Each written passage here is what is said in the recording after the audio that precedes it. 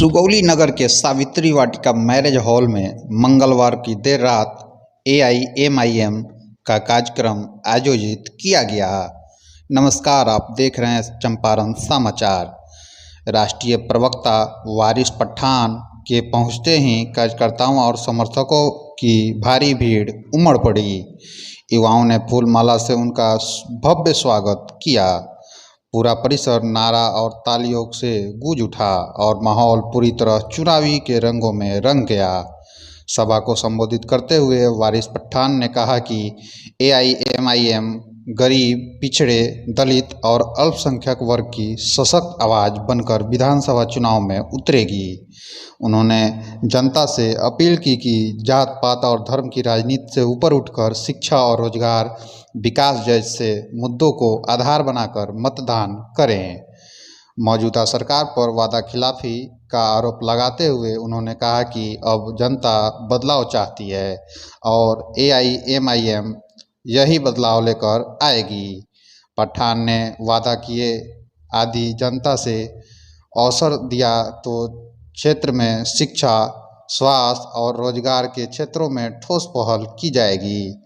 इस दौरान भारी संख्या में जुटे समर्थकों ने जोशीले नारों से सभा का माहौल गर्म कर दिया। कार्यक्रम में पार्टी के स्थानीय पदाधिकारी और सुगौली विधानसभा के संभावित उम्मीदवार गाजी मकसूद के साथ ही सैयद अशरफ आलम, सैयद हामिद, राजा परवेज बेगम, समम तरवेज, दिलशाद खान, इंतजारुल सद्दाम हुसैन, फैसल, प्यारे जुल्फिकार अली और आमिर खान सहित सैकड़ों लोग मौजूद रहे। सुगौली की राजनीति में इस सभा को आगामी विधानसभा चुनाव से पहले एक बड़ा संकेत माना जा रहा है, जिसने चुनावी सरगर्मी को और तेज कर दी है। सुगौली से कुंदन मिश्रा की रिपोर्ट।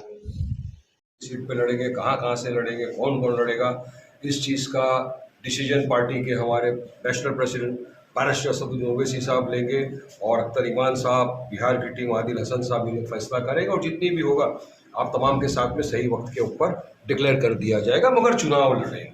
हमने देखिए पहले ही कहा कि हमारी नीयत, इंटेंशन साफ है कि हम चाहते हैं कि किसी भी तरह बीजेपी को हराया जाए, एनडीए की सरकार को सत्ता में आने से रोका जाए, हमारी नीयत है। तो हमने लेटर लिखा तेजस्वी को, हमारे बिहार के प्रसिद्ध अख्तर साहब ने कहा आइए साथ मिलते लड़ते हैं ताकि सेक्युलर वोट डिवाइड ना हो, सेक्युलर वोट का विभाजन ना हो, इसलिए हमने उनको कहा आइए साथ में मिलकर लड़ते हैं, बीजेपी को हरा।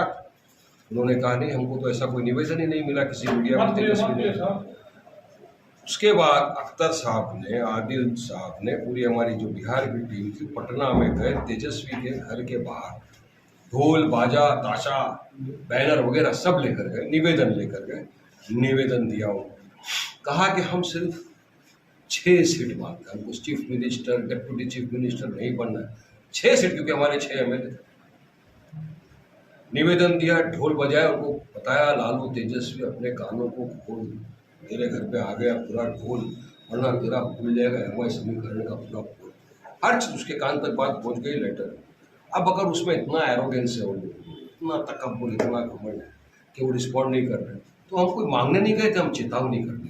देखो अलग बात है, जो लोग बोलते ना, क्या तो हम बता रहे हैं लोगों को, मैसेज दे रहे कि देखिए हम तो जा रहे हैं, हम तो बोल रहे हैं साथ में लड़ो, हम चेतावनी दे रहे हैं कि आओ, बाद में नहीं बोलना पप्पा पप्पा मेरी चॉकलेट छीन गई, अब मैं क्या करूं, ये लोग आ गए, ये सब नहीं बोलना। इसलिए हमने कहा कि आइए लेकिन, मगर उनके कोई जवाब अब तक शायद मुझे नहीं आया है। अब मजलिस फैसला करेगी और इंशाल्लाह देखिए, अख्तर भाई ने कहा था 4 का 24, मैं तो बोलूँगा 4 का 40 भी हो सकता, तो तैयारी तो पूरी तरह से है, 100 सीट पे भी लड़ सकते हैं, जितनी मैक्सिमम सीट वो लड़ेंगे इंशाल्लाह ताला, पार्टी फैसला करेगी। अब सुगौली है, नटंकिया है, जो भी जगह है वहाँ से कौन लड़ेगा, लड़ेंगे नहीं लड़ेंगे, हर चीज़ आपको पता चल जाएगी। थोड़ा दिन रुक जाओ, पार्टी फैसला करेगी, अभी से तो कुछ नहीं बोल सकते, पार्टी फैसला करेगी, आपको बोल।